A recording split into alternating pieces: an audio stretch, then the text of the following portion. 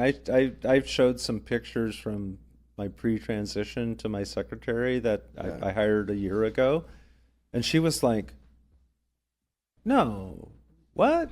Actually, tell us a little bit about that, like your transition.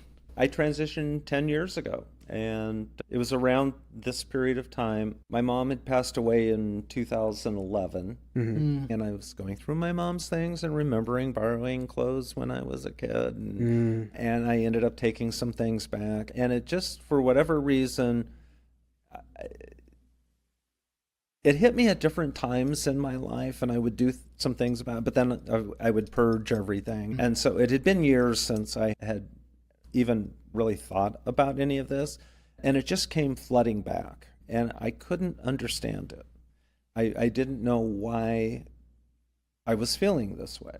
And then I started finally doing some research in it, started reading about being trans, and it was like a light bulb suddenly went off explaining so much of my life and things. And during that November, December period of 2014, I started looking at things and experimenting, and it was at the end of late December that I finally came out and told someone.